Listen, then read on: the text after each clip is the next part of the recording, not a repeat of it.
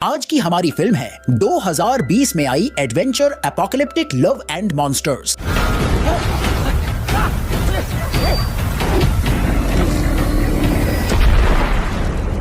इस फिल्म में आपको मॉन्स्टर्स, ग्रैंड स्केल सीन और भरपूर वीएफएक्स देखने को मिलेगा, तो वीडियो को आखिर तक जरूर देखना। कहानी की शुरुआत में हमें जोएल नाम का एक लड़का बताता है कि एक दिन वैज्ञानिक लोगों को पता चला कि पृथ्वी से एक बहुत बड़ा एस्टेरॉयड टकराने वाला है। इसीलिए सरकार ने इंसानियत को बचाने के लिए उस एस्टेरॉयड की तरफ बहुत सारी मिसाइल छोड़ दी, जिससे वो एस्टेरॉयड तो तबाह हो गया, लेकिन उन मिसाइल से निकला रेडिएशन वापस पृथ्वी की तरफ आने लगा, जिससे धीरे धीरे सारे इंसेक्ट्स म्यूटेट हो गए और खतरनाक मॉन्स्टर्स बन के इंसानों को खाने लगे। जहाँ एक साल के अंदर इस दुनिया के 95% इंसान मारे गए और फिर बचे कुछ इंसान जमीन के अंदर बंकर बनाने के रहने लगे। इस घटना को 7 साल हो चुके हैं और 7 सालों में जोएल भी एक बंकर में ही रहता था, जहां हर किसी के पास एक गर्लफ्रेंड थी सिवाय जोएल के, क्योंकि उसकी गर्लफ्रेंड एमी दूसरे बंकर में रहती थी। जहां जोएल उस बंकर में मेविस नाम की एक रोबोट से बात करता था और उसके साथ अपना समय बिताता था और हर वक्त उसकी गर्लफ्रेंड एमी को लेटर लिखता रहता था, जो कभी उसे भेज नहीं पाता। एक दिन उनके बंकर में एक मोनस्टर घुस जाता है और सभी लोग हथियार लेकर उसके साथ हमला करने को तैयार हो जाते हैं, जिसमें जोएल भी मदद करना चाहता था, लेकिन वो लोग उसे साथ नहीं आने देते, क्योंकि जोएल एक डरपोक था और मॉन्स्टर्स को देखकर वो हिल भी नहीं पाता। इसलिए सारे मर्द उस मॉन्स्टर की तरफ जाते हैं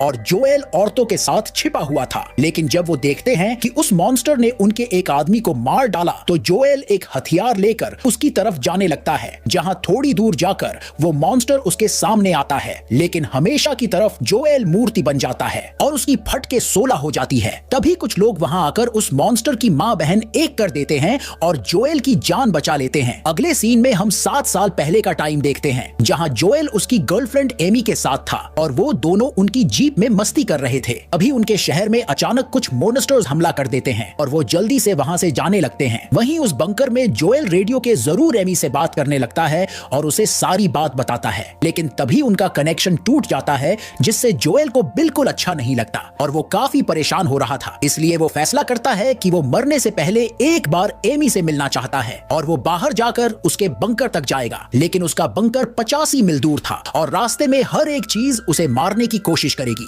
इसीलिए बाकी लोग उसे ऐसा करने से रोकते हैं, लेकिन जोएल नहीं मानता और अपना सामान लेकर जाने लगता है। यहाँ पर वो लोग उसे एक नक्शा देते हैं और आखिरी अलविदा कहते हैं, जिसके बाद जोएल बाहर आता है, जहां उसने पिछले 7 सालों में पहली बार बाहर की ताजी हवा ली और फिर वो उसकी जर्नी में निकल जाता है। चलते हुए रास्ते में उसे कुछ मॉन्स्टर के अंडे दिखते हैं, लेकिन वो बुलंद हौसलों के साथ आगे बढ़ता रहता है। लेकिन एक जगह पर उसे कुछ अजीब सी आवाज सुनाई देती है, जिससे वो जल्दी से एक घर के अंदर चला जाता है, लेकिन वहां के फ्रिज के अंदर भी एक मॉन्स्टर था और बाहर आने पर वहां के एक पूल में भी एक बहुत बड़ा मेंढक था, जो जोएल पर हमला कर देता है और उसका पैर पकड़ लेता है। तभी वहां एक कुत्ता आकर जोएल की मदद करता है और वो उसके पीछे जाकर एक बस में छिप जाता है, जहां की हालत देख के लग रहा था जैसे उस कुत्ते का नाम बॉय है और उसकी मालकिन मर गई है। खैर, जोएल रात वहीं गुजारता है और अगली सुबह बॉय को बाय बोल के वहां से जाने लगता है, लेकिन वो उसके साथ जाना चाहता था और ये देख के जोएल उसे अपने साथ ले जाता है और बॉय उसकी मालकिन की याद में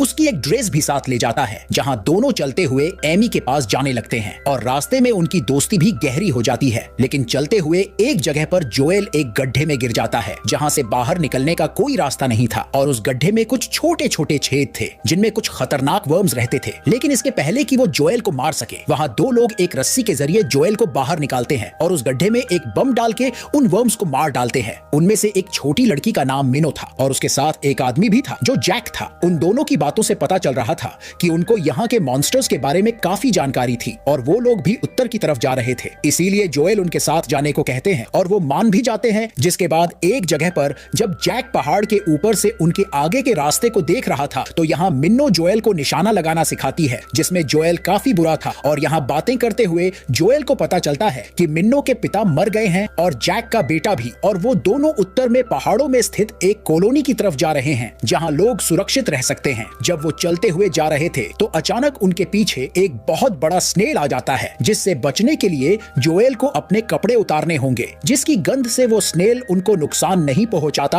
और वहां से चला जाता है। जिसके बाद रात में जब वो आराम कर रहे थे तो जोएल जैक को उसकी डायरी के बारे में बताता है जिसमें वो मॉन्स्टर्स की जानकारी उनकी ड्राइंग के साथ लिखता था। उसके बाद वो सभी उनकी जर्नी में आगे बढ़ने लगते हैं, जहां मिनो और जैक जोएल को उनके नियम बताते हैं और उसे निशाना लगाना भी सिखाते हैं, जिसमें अब वो काफी अच्छा हो गया था। चलते चलते वो एक जगह पूछते हैं जहां से उनके रास्ते अलग अलग थे और मिनो जोएल को छोड़ना नहीं चाहती थी, लेकिन जोएल उसे समझता है और उसे एक लिपस्टिक देता है, जहां वो उन दोनों को अलविदा कह के बॉय के साथ एमी की तरफ जाने लगता है। एक अंधेरे जंगल के बीच से जब वो दोनों जा रहे थे तो बॉय अजीब बर्ताव करने लगता है और जाकर एक जगह छिप जाता है। जोएल उसे बाहर बुलाता है, लेकिन तभी जमीन के अंदर से एक बहुत बड़ा बिच्छू बाहर निकलता है, जिसकी तरफ जोएल अपना तीर करके खड़ा हो जाता है, लेकिन वो बिच्छू जोएल को दूर फेंक देता है और फिर बॉय को चारों तरफ से घेर लेता है, जहां वो उसे खाने वाला था। ये देख के जोएल खुद को काबू करता है और उस पर हमला बोल देता है, जहां पता नहीं कैसे पर वो बिच्छू जमीन पर ढेर हो जाता है और ये देख के जोएल बहुत खुश हो जाता है। जिसके बाद रात में जब बारिश हो रही थी तो वो दोनों एक जगह पे चले जाते हैं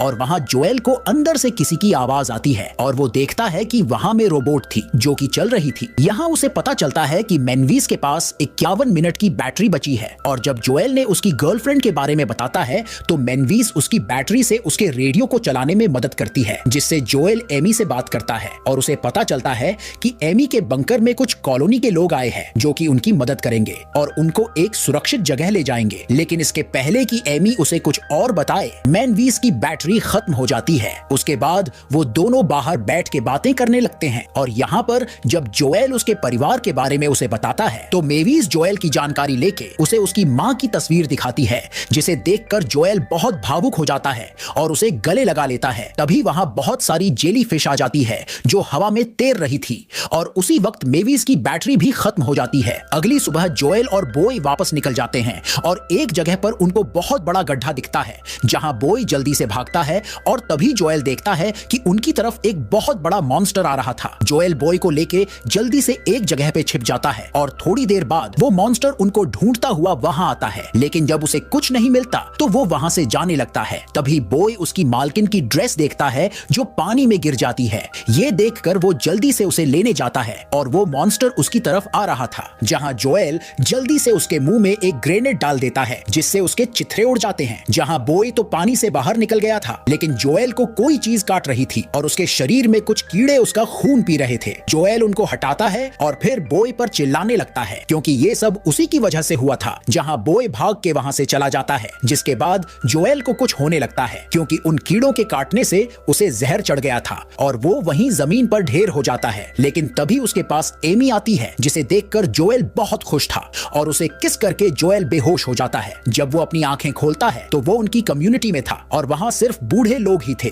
जिनका ध्यान एमी रखती थी। और जिन कॉलोनी के लोगों की एमी बात कर रही थी, उनका लीडर कैप नाम का एक आदमी था जो कि बहुत हैंडसम था और जोएल को कहीं ना कहीं उससे जलन हो रही थी। कैप एमी के लोगों को उसके साथ उसकी शिप में एक सुरक्षित जगह ले जाने वाला था। उसके बाद जब जोएल और एमी अकेले में बात कर रहे थे तो जोएल उसे बताने लगता है कि तुम मुझे यहाँ देख के खुश तो हो ना। और यहाँ पर एमी उसे बताती है कि इतने सालों में उसे किसी और से प्यार हो गया और कुछ महीने पहले उसने उसे खो दिया। जहाँ ये सुनकर जोएल के दिल के चिथड़े उड़ जाते हैं और उसे कुछ समझ नहीं आ रहा था कि वो क्या करे, इसलिए वो उसके बंकर के लोगों को रेडियो से संपर्क करता है, जहाँ उसे पता चलता है कि वो लोग खतरे में हैं और ज्यादा समय तक सरवाइव नहीं कर सकते। लेकिन तभी उनका कनेक्शन टूट जाता है। उसी वक्त जोएल कुछ बेरीज देखता है जो कैप के लोगों ने उसे दी थी और जहाँ तक उसे याद है जैक ने कहा था कि वो जहरीली होती है। ये देख के वो समझ जाता है कि कैप और उसके लोग झूठ बोल रहे हैं और ये बात वो एमी को बताने की कोशिश करता है, लेकिन वो शराब के नशे में धुत थी और अचानक कोई जोएल को बेहोश कर देता है। आंखें खोलने पर वो देखता है कि कैप और उसके लोगों ने सबको बांध दिया था और यहाँ वो उनकी कम्युनिटी से खाने की चीज चुराने आए हैं। वो उनके कंट्रोल सेंटर को नष्ट कर देता है और जो प्राणी उनके जहाज को खींच के चला रहा था उसकी भूख मिटाने के लिए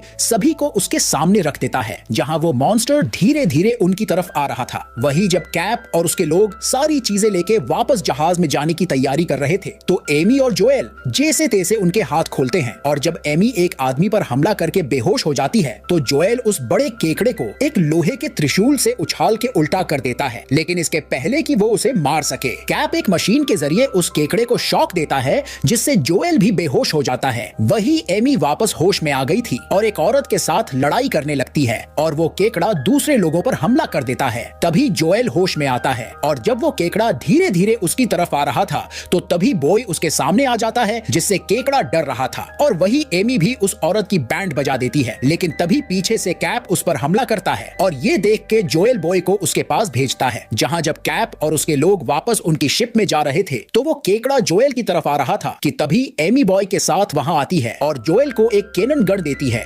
जिससे वो उस केकड़े को मार सकता था। लेकिन वो ऐसा नहीं करता क्योंकि वो अपनी मर्जी से उनको नहीं मार रहा था। जोएल उस जंजीर को तोड़ देता है, जिससे कैप उसे शॉक दे रहा था और फिर वो केकड़ा जल्दी से उनकी शिप की तरफ जाता है और सबको कच्चा चबा जाता है। अगले सीन में एमी सभी बूढ़े लोगों की मदद कर रही थी और जोएल वापस उसके लोगों के पास जा रहा था, जहां वो एमी का शुक्रिया करता है क्योंकि उसकी वजह से उसमें लड़ाई करने की हिम्मत आई। जहां वो वापस बॉय के साथ अपने सफर में निकल जाता है और 7 दिन बाद वापस उसके बंकर में आता है, जहां सभी उसे देख के बहुत खुश थे। और जोएल ने अभी तक जितना भी उन मॉन्स्टर्स के बारे में और बाहर की दुनिया के बारे में सीखा, वो सारी चीजें वो रेडियो के जरिए बाकी बचे लोगों को बताता है और फिर अपने लोगों के साथ उन पहाड़ों में स्थित कॉलोनी की तरफ जाने लगता है जहां जैक और मिनो थे। और इसी के साथ ये फिल्म यहीं पर खत्म हो जाती है। तो मुझे कमेंट करके जरूर बताना कि ये फिल्म आपको कैसी लगी। मैं मिलूंगा आपसे अगले वीडियो में।